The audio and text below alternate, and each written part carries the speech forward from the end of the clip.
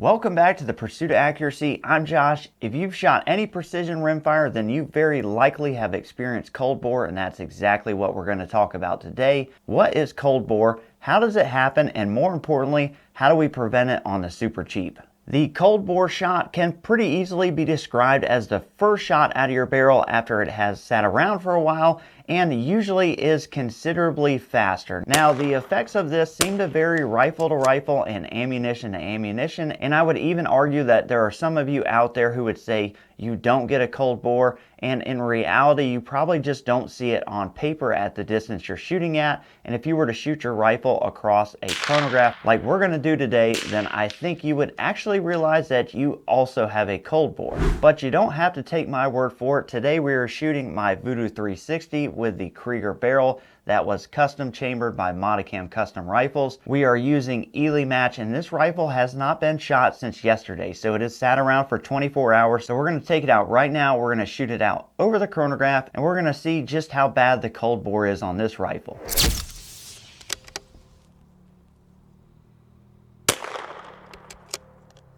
And I was actually over the target there, which I shouldn't have been.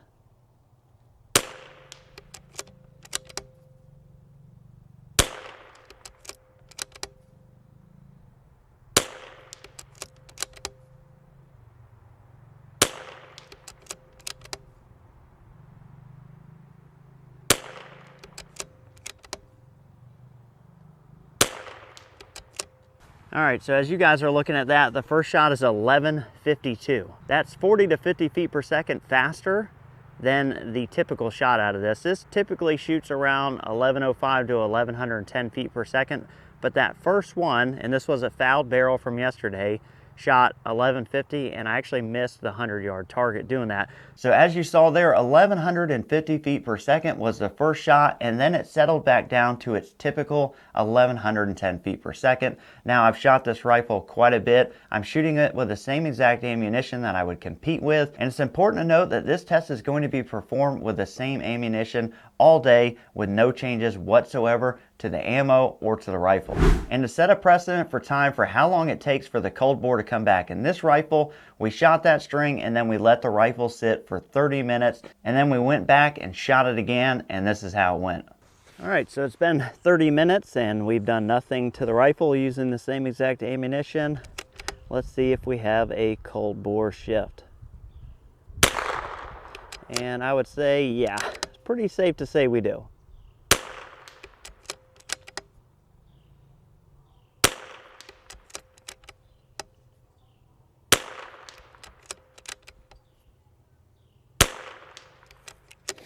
So for this rifle and ammunition, 30 minutes seems plenty long enough to reintroduce the cold bore. The first shot again was in 1150 feet per second range, and it settled right back down to 1110 feet per second, just like we saw on the first time. So that 30-minute soak period is what we're going to use for the rest of the day for all the other tests. So now to the part that you guys are probably more interested in. What causes this and how do we prevent it? Well, I talked to quite a few people, so I'm not going to take full credit for this.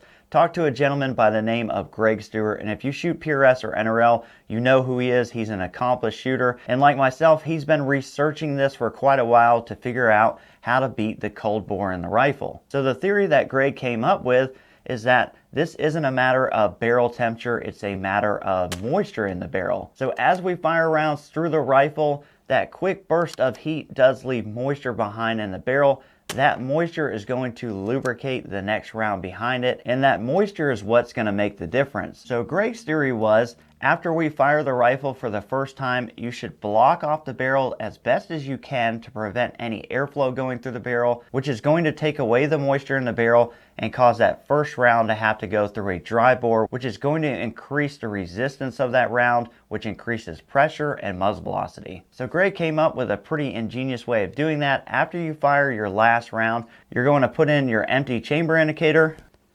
And you're going to use an ultra cheap finger caught off of Amazon. Now these are basically latex gloves just for your finger, and you're going to put that over the barrel. So doing that is going to lock in that moisture in the barrel, and it's not going to allow any air to move through the barrel and strip that moisture out before you shoot your next course of fire. So to put Greg's method to the test, after shooting our last round on the last string of fire, we set the gun up exactly like this, and we waited the same 30 minutes, went back out with the same exact ammunition, and reshot the test. So spend another 30 minutes. We're gonna take this off, take the ECI out, got the chrono fired up, and we're gonna see if stopping the air movement made a difference.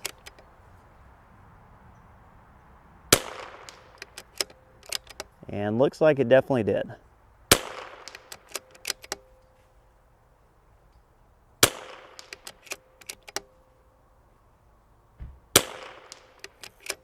And as you can see, this little finger caught did wonders. I mean, it worked really well, and I think this solution is going to work for a lot of you. Now, there are some instances where you're not going to be able to shoot that first shot. Maybe this range doesn't allow a zero check, or you're just not able to shoot the rifle before you start shooting your course of fire. Well, then there's one more super cheap method that we're going to test, and that is with a straw. Now, everybody has straws. This is something you can throw in your range bag and something really easy to carry around.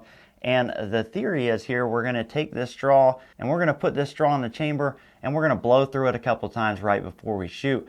Now, our breath is not going to change the temperature of the barrel. However, it is going to leave some moisture behind in the barrel, which should allow that first round's muzzle velocity to be in the same range as the rest of the shots. Now, I'm going to put in a disclaimer here and say that there's not many people who can blow into a straw into a barrel on a gun on camera and make that look cool. And I'm definitely not in that category. I look like an idiot doing this. So like a good YouTuber, I'm going to dub in some embarrassing music while you guys watch me blow in this barrel and we shoot the next test.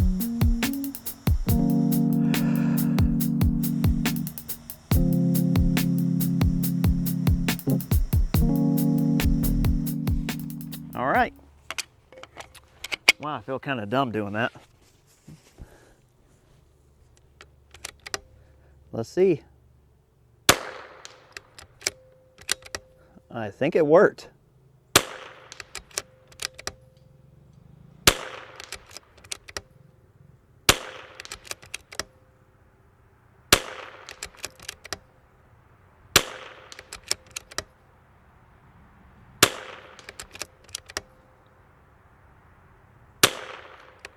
And from the looks of it, I think a straw is a worthwhile option if you're not able to do Greg's method, which is blocking off the barrel. And I also did want to bring up, you probably don't have to use these finger cots. If you didn't have them, I think some foamy earplugs would also work really well. However, I think if you were going to use foamy earplugs, then you need to probably have some sort of lanyard on them, something that you can see really easily to let you know that you do have something in the end of the barrel.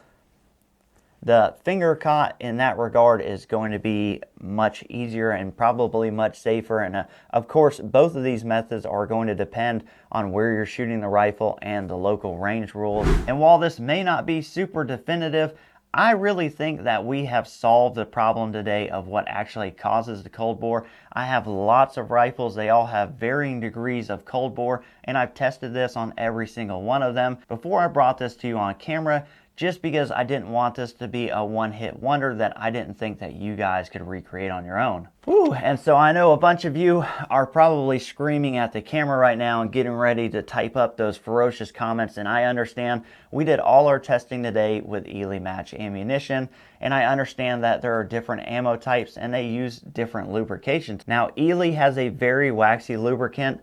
RWS also has a very waxy lubricant, although it is slightly different. And the Capstone stuff, Lapua and SK, has a very greasy lubricant. So I know you guys are wondering, how are those different lubrication types going to affect how severe or not severe this cold bore is? Will it take longer to introduce it? Will some work better than the others in different conditions? The answer to that is very easy. you're going to have to stay tuned as we are going to rerun this test in the future with RWS and the Lapua and SK products to see in this same rifle how those other lubrications of the projectiles stand up to a cold bore. And for you guys using those ammunitions, hopefully bring you some answers. But I appreciate you guys watching. We'll catch you on the next one.